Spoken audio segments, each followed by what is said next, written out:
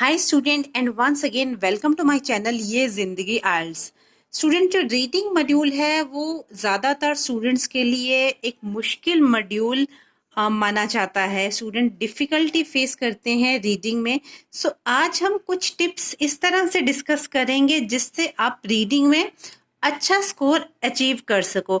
आज हम बात करेंगे हेडिंग्स की और ट्रू फॉल्स के टिप्स की। सो प्लीज इस वीडियो को लास्ट तक देखिए, it will be very helpful to solve your reading module. चलिए बात करते हैं मैच दी हेडिंग की, कि हेडिंग को किस तरह से मैच करते हैं। स्टूडेंट, जब भी कोई डेफिनेशन वाला या मीनिंग ऑफ एनी टर्मिनोलॉजी, मतलब किसी भी टर्म का मीनिंग पूछा हो या किसी की डेफिनेशन पूछी हो पैसेज में, तो उसका आंसर होता है पैसेज ए में या फर्स्ट में, जो जिस हिसाब से भी वहां पे दिया होता है।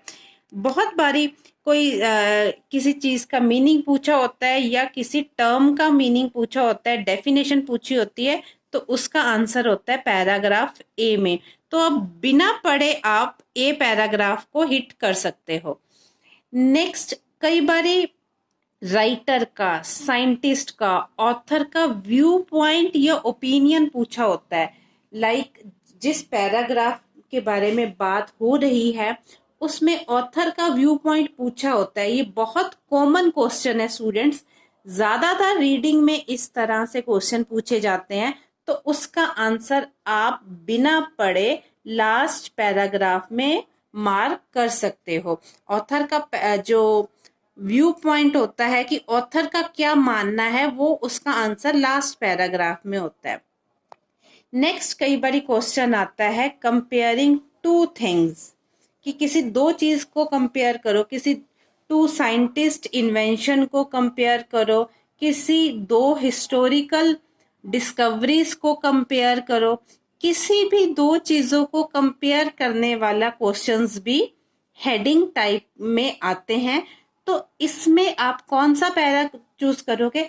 जोन से पैराग्राफ में more than, bigger than, faster than, similar to, इस तरह से टर्म्स दिए हों तो उस पैराग्राफ में आप कंपैरिजन वाला आंसर राइट या मार्क करोगे। नेक्स्ट देखते हैं budget, cost, finance, monetary value.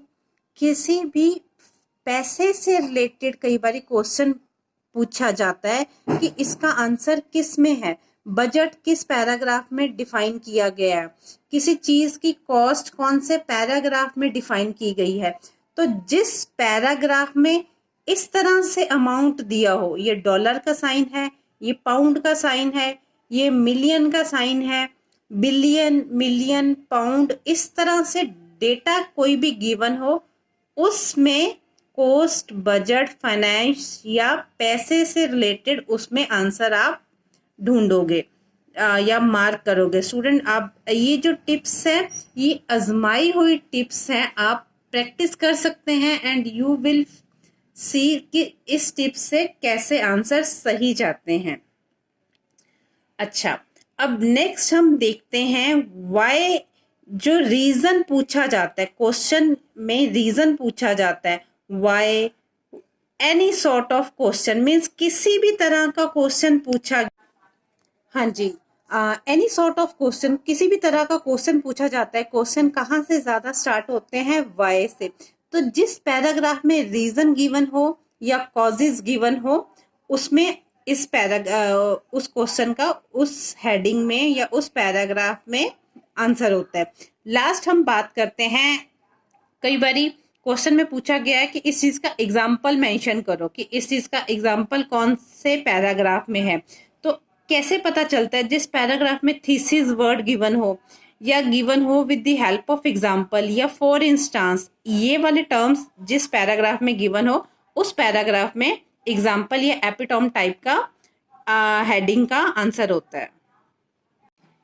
Student, next will discuss true false, not given या yes no not given type of tips. Student, ज्यादातर स्टूडेंट के पास 60 मिनट में रीडिंग कंप्लीट नहीं होती, बिकॉज जो नेटिव लैंग्वेज है हमारी इंग्लिश नहीं है।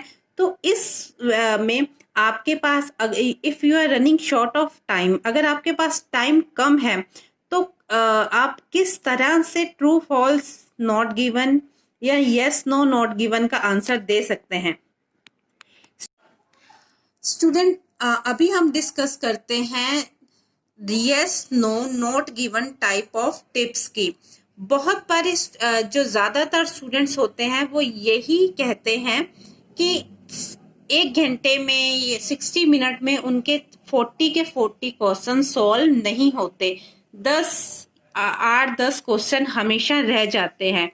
इन दैट के स्टूडेंट, जब आपके पास टाइम कम है तो प्लीज आप ये वाली टेक्निक फॉलो कीजिए, देन आपके आंसर सही भी होंगे और आपको टाइम भी आपका कंज्यूम नहीं होगा। सबसे पहले बात करते हैं ट्रू की। अगर स्टूडेंट आपको इस तरह के टर्म्स देखने को मिले तो आंसर होगा true. Certain, some, most, can, is possible, may, sometime, frequently. जब आप कीवर्ड मार्क करते हो, ठीक है, क्वेश्चन में, तो अगर इस तरह से टर्म्स आपको देखने को मिलती है तो आप आंसर ट्रू मार्क कर सकते हो। 80% केसेस में ये आंसर बिल्कुल सही रहते हैं, ठीक है। अब बात करते हैं नॉट गिवन की। जब कंपैरिजन टाइप के वर्ड गिवन हो, जैसे less than, more than, higher than, greater than, bigger than, means किसी भी तरह का कंपैरिजन गिवन हो तब आंसर होता है नॉट गिवन, ठीक है। ये ट्रू फॉल्स या यस नो दोनों में एप्लीकेबल है। चलिए बात करते हैं फॉल्स आंसर कब होता है। Always, fully, completely, whole, is crucial, any little many, is significant, only, must, all, entirely। इस तरह से चीजें गिवन हो तो आंसर होता है फॉल्स। एक और टिप्स मैं आपके लिए ओवरऑल बता दूं, देखो जो ट्रू है उसमें पॉसिबिलिटीज लेके चल रहे हैं, ठीक है। जो फॉल्स है उसमें चीजें फिक्स्ड एंड डिटरमिन्ड है, और जो नॉट गिवन है उसमें कंपैरिजन है। Student, when you are running short of time, आप प्लीज इस स्ट्रेटजी को फॉलो कीजिए। And if you have any doubt regarding reading module और any other question regarding IELTS, do comment and subscribe ये जिंदगी।